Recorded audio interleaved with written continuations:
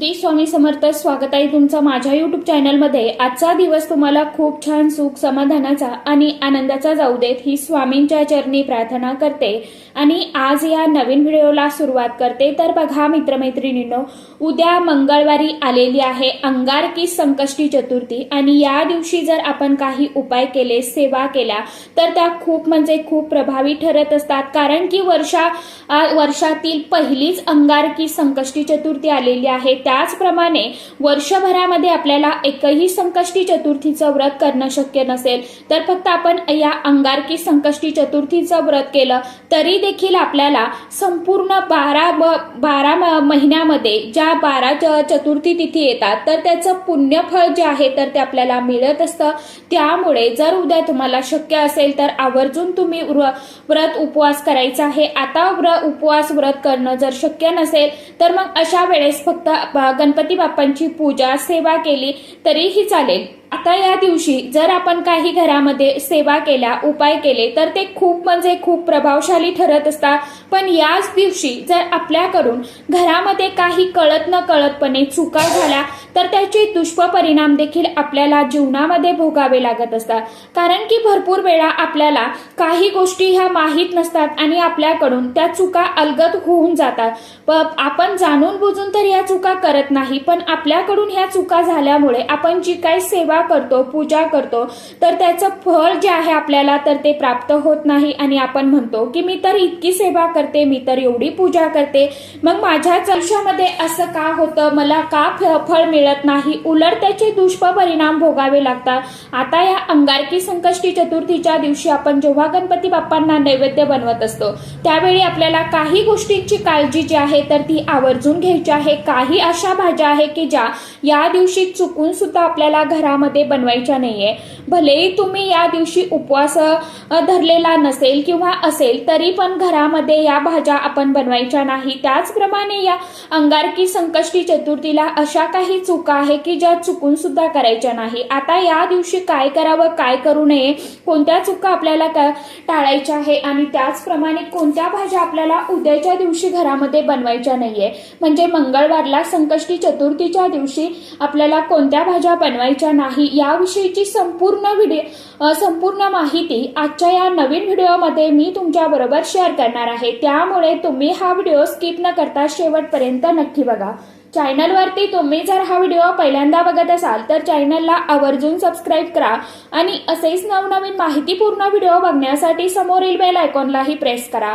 त्यामुळे काय होईल, जेव्हा कधी मी नवीन व्हिडिओ अपलोड करेल तर सर्वात अगोदर त्याचं नोटिफिकेशन तुम्हाला मिळेल आणि तुम्ही एकही व्हिडिओ मिस करणार नाही. तर बघा मित्रमैत्रिणींनो, पंचांगानुसार ही तिथी 6 जानेवारी मंगळवारी सकाळी 8:01 सुरू होईल आणि 7 जानेवारी रोजी सकाळी 6:52 समाप्त होईल.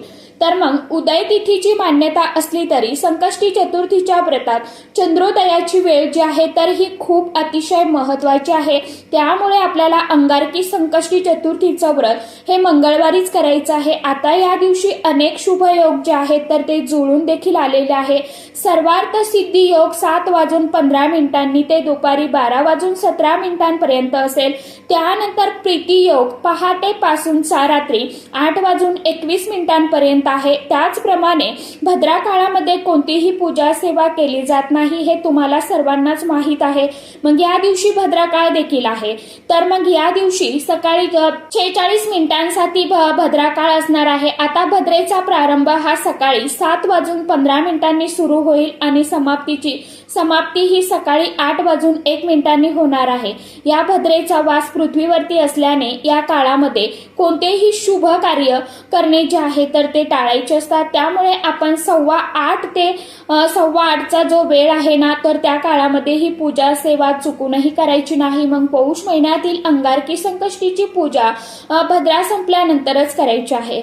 मग अगदी 8 नंतर तुम्ही अंगारकी संकष्टी चतुर्थीची जी काय पूजा सेवा, गणपती बाप्पांची आराधना आहे तर ती पूजा नक्कीच करू शकता. आता गणेश पूजेसाठी शुभ मुहूर्त हा सकाळी 9:51 ते दुपारी 1:45 दरम्यान शुभ मुहूर्त असणार आहे. तुम्ही या काळामध्ये पूजा नक्कीच करू शकता। त्याचप्रमाणे अभिजित मुहूर्त हा दुपारी 12:06 ते 12:48 असेल। राहू काळ या दिवशी दुपारी 3 ते 4:21 असून या काळामध्ये पूजा टाळावी। राहू काळामध्ये कोणतीही पूजा केली जात नाही आणि राहू काळामध्ये केलेली पूजा जी आहे तर ती सफल ठरत नाही। त्यामुळे मंगळवारी दुपारी 3 ते 4:21 पूजा चुकून सुद्धा करायची नाही। हा काळ आपल्याला संपूर्णपणे टाळायचा आहे, याची आपल्याला काळजी घ्यायची आहे। 6 जानेवारी रोजी चंद्रोदयाची वेळ ही रात्री 8:54 असेल। त्यामुळे आपण अंगारकी संकष्टी चतुर्थीचा उपवास हा 8:54 नंतरच सोडायचा आहे। आता संकष्टी चतुर्थी जेव्हा आपण उपवास करत असतो त्यावेळी चंद्रोदयाच्या वेळेला खूप विशेष अनन्यसाधारण असं महत्व आहे।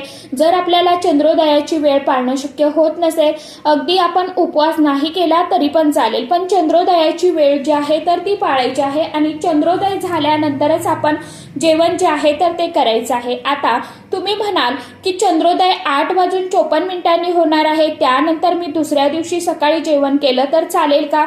असं नाही, आपण चुकूनही करायचं नाही, कारण की गणपती बाप्पा हा अबालवृद्धांचा देवता आहे आणि गणपती बाप्पाला स्वतःला भूक ही अनावर होत नाही। त्यामुळे अगदी आपण 8:54 नंतर तुम्ही उपवास व्रत जे आहे तर ते सोडू शकता। आता रात्री चंद्राला कच्चं दूध, फुलं अर्पण करायचे आहे। अक्षदा आपल्याला एका लोट्यामध्ये पाणी घ्यायचं आहे स्वच्छ, त्यामध्ये गाईचं दूध असेल तुमच्याकडे तर ते थोडंसं टाका, फुलं टाका आणि अक्षता टाकायच्या आणि हे पाणी जे आहे, जल जे आहे तर ते आपल्याला चंद्राला अर्पण करायचं आहे। अर्थातच आपल्याला अर्घ्य द्यायचं आहे। त्यानंतर तुम्ही उपवास व्रत जे आहे तर ते सोडू शकता। फक्त आपल्याला राहुकाळ हा टाळायचा आहे आणि राहुकाळ दुपारी 3:03 ते 4:21 असणार आहे। ही वेळ आपल्याला टाळायची आहे। इतर वेळेमध्ये तुम्ही पूजा सेवा जी आहे तर ती करू शकता। गणपती बाप्पांची पूजा करताना आपल्याला काही गोष्टीची काळजी घेणं अतिशय गरजेचं आहे। शास्त्रानुसार भगवान विष्णुदेवांना तुळस ही अतिशय अत्यंत प्रिय आहे। अगदी भगवान विष्णुदेव हे तुळशीशिवाय नैवेद्य जो आहे तर तो ग्रहण करत नाही, परंतु तुळशीला हरिप्रिया या नावाने देखील ओळखलं जातं। हीच तुळस गणपती बाप्पांच्या पूजेमध्ये वर्ज्य आहे। त्यामुळे या दिवशी आपण चुकून सुद्धा गणपती बाप्पांना तुळस ही चुकूनही अर्पण करायची नाही।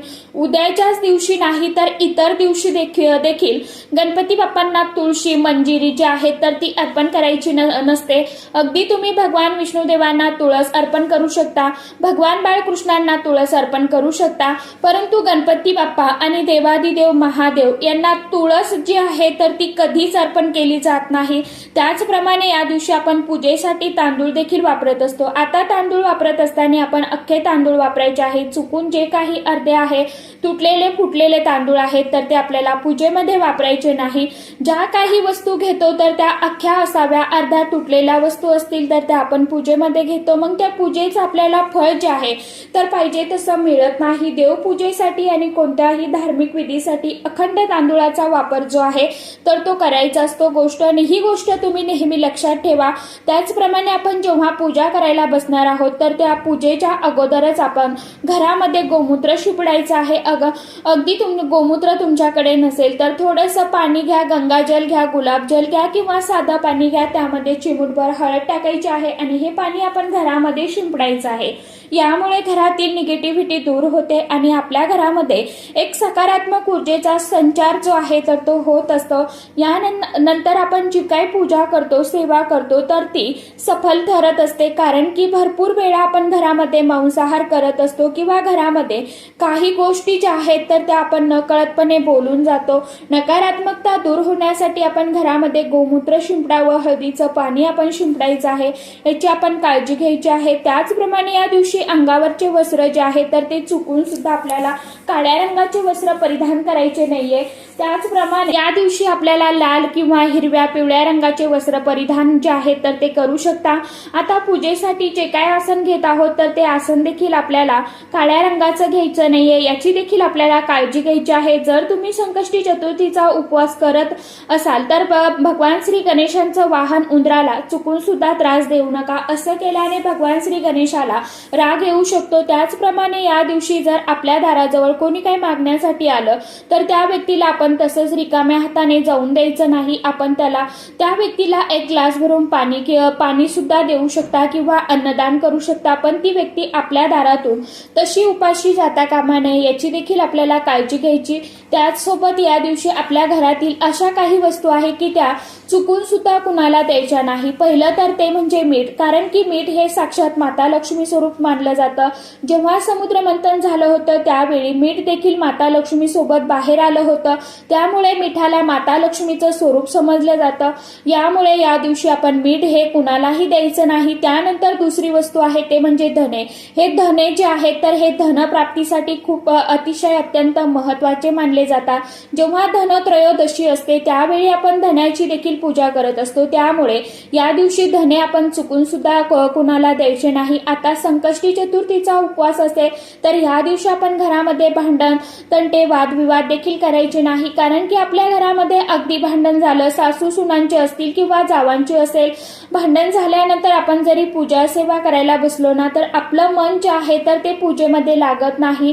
संपूर्ण लक्ष त्या भांडणामध्ये जातं, आपलं मन तिकडेच जात असतं. त्यामुळे या दिवशी आपल्याला या गोष्टीची काळजी घ्यायची आहे. आता त्याच पद्धतीने संकष्टी चतुर्थीला उपवास करण्यापूर्वी तामसी अन्नांचा वापर करू नका. व्रताच्या वेळी कुणाचेही बरे वाईट विचार करू नका किंवा वाईट साईड बोलू नका. मन, कर्म आणि शब्द शुद्ध राहून व्रत ठेवा. वाईट मनाने केलेल्या कृतीचे परिणामही नकारात्मकच होत असतात, हे करणे टाळावं.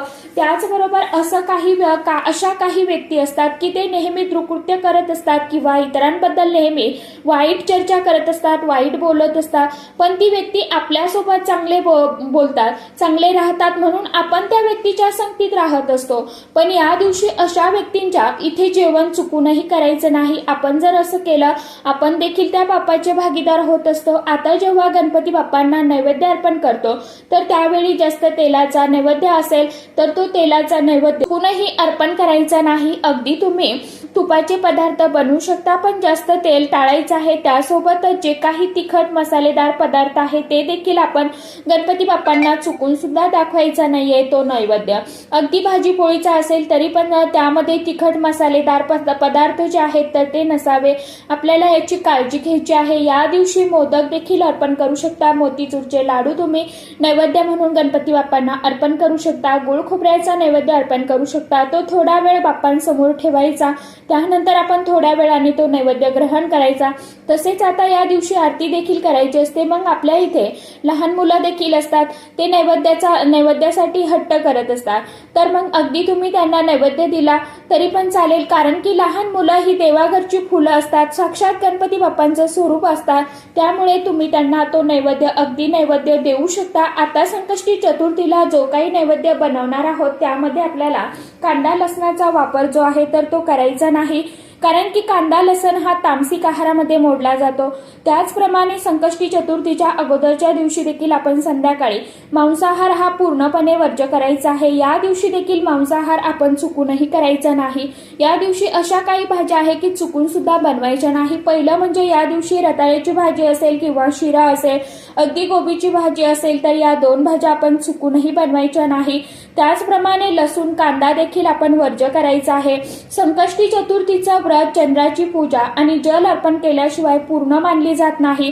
जर तुम्ही असे केले नाही तर तुमचे व्रत सफल होणार नाही. त्यामुळे या गोष्टींची देखील आपल्याला आवर्जून काळजी घ्यायची आहे. तर अशा पद्धतीने आपल्याला उद्याच्या दिवशी ह्या दोन भाज्या ज्या आहेत तर त्या चुकूनही घरामध्ये बनवायच्या नाहीये. तर चला, आजच्या व्हिडिओमध्ये इतकीच माहिती होती. कशी वाटली नक्की सांगा. व्हिडिओ आवडला तर चॅनलला आवर्जून लाईक, शेअर, सबस्क्राईब जरूर करा.